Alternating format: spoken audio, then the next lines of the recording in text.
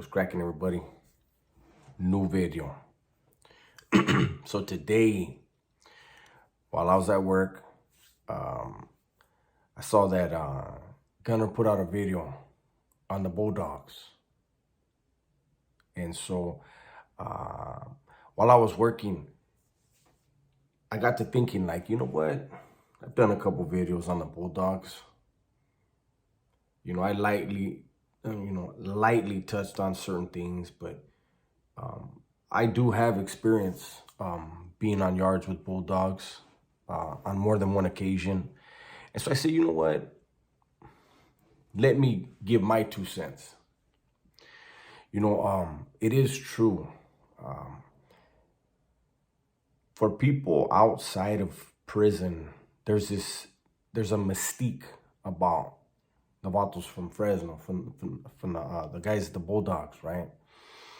And I think it's because, there are these various organizations and disruptive groups that are so well known and so known to be so violent. And I think people can't comprehend, like, how is it that there's all these other factions that are so violent and so well established everywhere they're at, and yet these dudes from Fresno, these Bulldogs, still exist.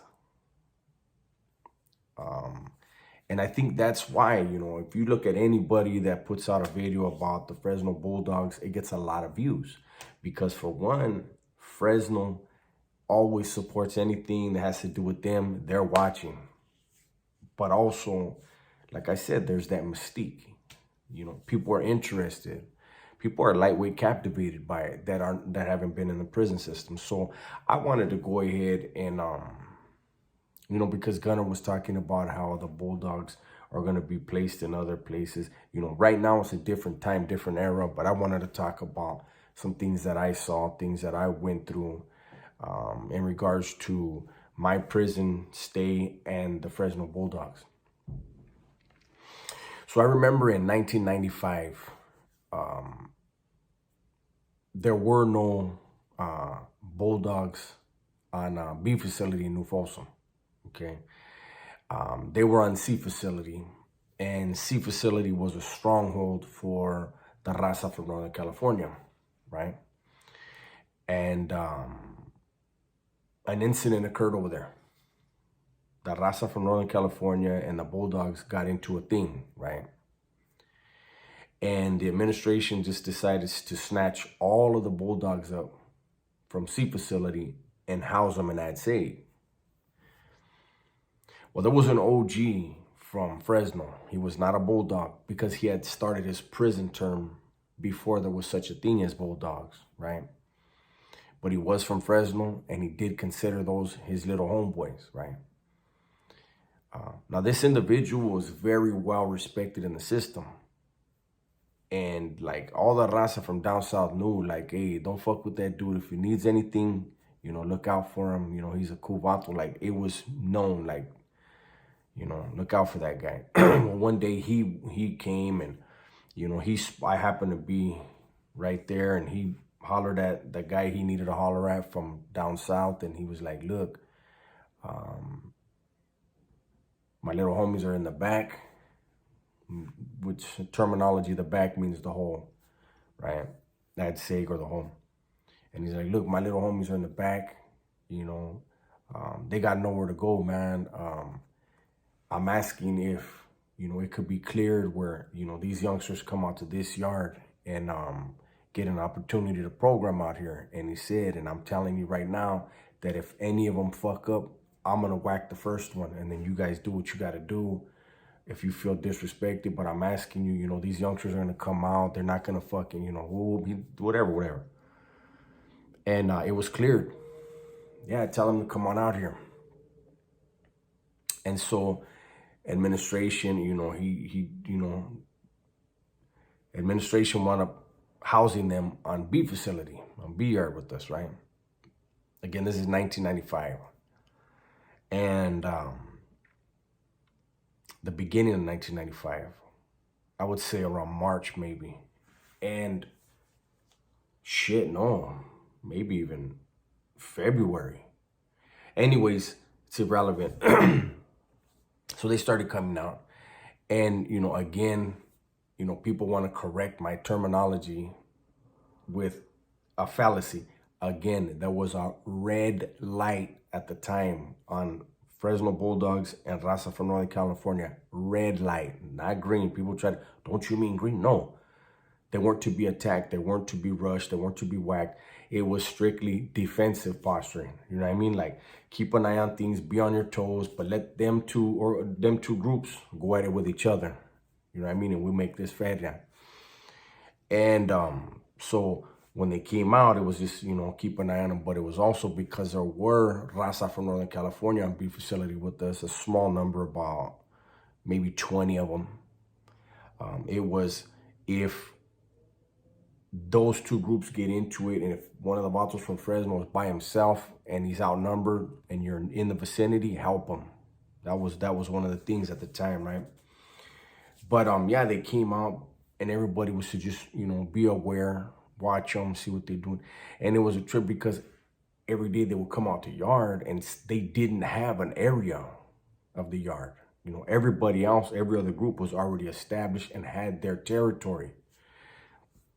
And I remember every day they would come out and they would meet at the backstop. And they would kick it right there, and then they would walk laps. And, this didn't go on for long, but this is how it originally started. They didn't have an area, right? And then, they weren't feeling that. And so what they did is they hollered at, again, who they needed to holler at, Vato from down south. And they were like, look, just a heads up, we're not feeling not having nothing, so we're gonna go ahead and we're gonna move on the Bloods. They wanted Blood Alley. Anybody that's been on beef facility in New Folsom, you know exactly where that is. That's the right next to it's the handball court right next to 8 block, in between 8 block concrete wall and the laundry, PIA, right? And so they were like, hey, we're gonna move on the Bloods, and we're gonna try to take over Blood Alley. Just to give you guys a heads up. And then they were told, hold up. And I think that was basically what Vatos wanted to see, when they were willing to fight for a piece of their territory. And then that's when it was like, hold up, give us one day.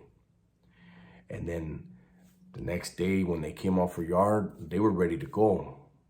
And the Vatos from down south that, had the authority hollered at them and said, hey, check this out, hey.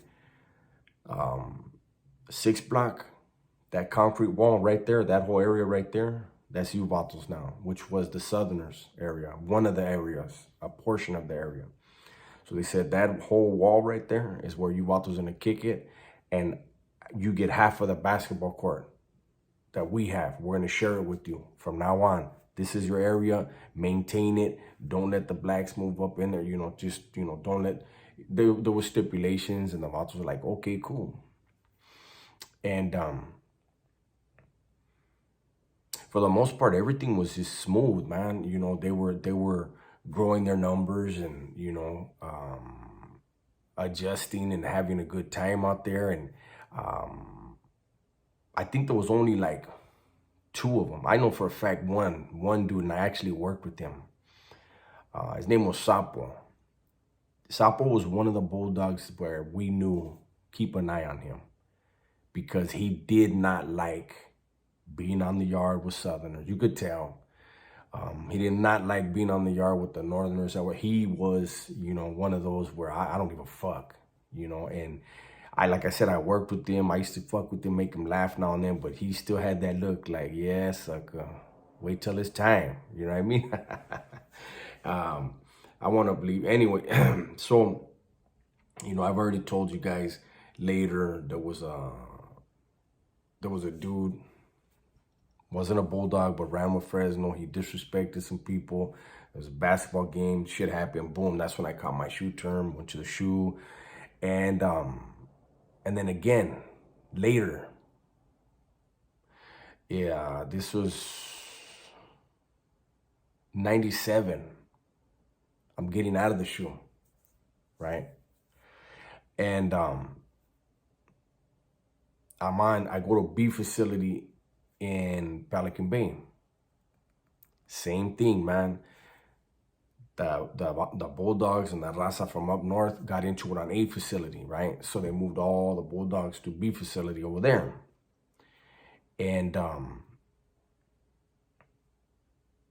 remember it was smooth. Actually, they had a few Northerners on B facility, excuse me, and the Bulldogs were trying to jump the fence to get to them. Like, they were really trying to do their thing. You know, I will give them that. But in B facility, it was different. They were given a spot, you know, like, hey, that's you right there. It wasn't the same as B facility in New Folsom, you know, where they had absolutely nothing and came out. But no matter what, man, I say this. I had a lot of good times with them dudes from Fresno, man. Like I said, there was only one or two. There was one for sure in New Folsom that you could tell he was like bulldogged out, you know, and the rest were like, what's up, homies? You know, it's all good, you know, and the same in the Bay. I think the majority of the vatos there, at least outwardly, were very cordial, you know, and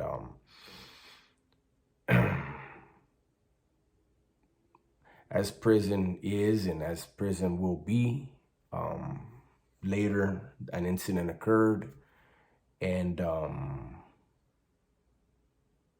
1998 there was no longer any Bulldogs on B facility, and it was an unfortunate thing. It was somebody came and, you know, they had a tattoo on them that just doesn't fly, and you know, people approached them like, hey, Holmes, you know, this dude, you know, he has this whoop, and then boom, that just escalated. They did what they were supposed to do. At yard recall, they got off, and, you know, Raza from down south, I was in the shoe at the time. Raza from down south, they went at it, you know, for about 15, 20 minutes on the yard. And then administration again snatched them all up, threw them in the hole, and I believe that's when they moved them to Salinas Valley. If I remember right, they moved them to Salinas Valley at the time. So them dudes have been like a nomadic people. They're like the gypsies of the CDC, you know. But it is true, man. It's with every faction though. You know, if you go and you're the only dude on the bus, you in your mind, whatever yard you step on, you're representing for whoever you ride with to the fullest, and nobody's gonna tell you different. You know, that's just the way it is. But anyways, that's my little spiel. That was my interactions with the vatos from Fresno. Shout out to Fresno. And this whole thing in there, man, you know, where, you know, these vatos are being, they're being placed on these yards where they know they're surrounded with enemies. It's a cool thing that it's a game that the administration plays, man. And, you know, there's dudes that, you know, that are in there that outwardly, doesn't matter what faction it is. There's some dudes that outwardly they're 100%, 1,000% committed and with it. But inwardly, they're like, fuck, Holmes, you know, I got a family visit coming, man. I'd like to see my kids, you know. Or, damn, you know, maybe I get action when there's different laws that are always constantly changing. And, you know, people are going to get seriously hurt. And, you know, it's unfortunate that the CDC gets to play chess with men, you know, and there could be a yard, you know, people got to realize this. There could be a yard where the administration wants that yard to be dysfunctional. Maybe they feel there's too much money being made illicitly on the yard. And so they'll say, hey, let's put the Bulldogs out there. It'll crack off. We'll slam everybody down. You know, we'll figure shit. It's a fucked up thing, man. You know, people will get shot. People will get stabbed. People will die. And that's the reality of prison, man. Prison in California. ever since this end of hostilities and this understanding and everybody coming out to the yards, one thing you don't see a lot of in California is major riots and all out warfare, tier warfare, which is the worst, man. I tell you right now, whenever there's gonna be a war in prison in California, pretty much everybody wants to be on the yard that day, on that first wave. Get your money. If you get shot, you die, whatever. But get your money, go to the hole, and it's cool because everyone knows once that first wave is over, that big thing happens, you're gonna go back to your cell. You're strapped up. Your cellie strapped up. Everybody is strapped up. Everybody's waiting for the door to pop. Then on top of that, the worst part is, the cops are going to be running into cells. It's just a fucked up feeling, man. And so right now, it's a good thing they don't have that right now. But the administration, I think, is utilizing the Bulldogs to try to get things to get that way again. And sooner or later, there will be something that jumps off that's going to get out of control, and and it's going to play into the CDC's hand. It's unfortunate, but men in there got to do what they got to do. They have to do what they have to do to secure their feria, to secure their business opportunities and whatever else may be going on. All we can do out here is pray for them, wish them well, and accept their calls, send them packages, let them know we love them, man, and we miss them, and understand they got to do what they got to do behind them walls. Everybody stay safe, stay smart, and tell the ones you love that you love them. I'm out.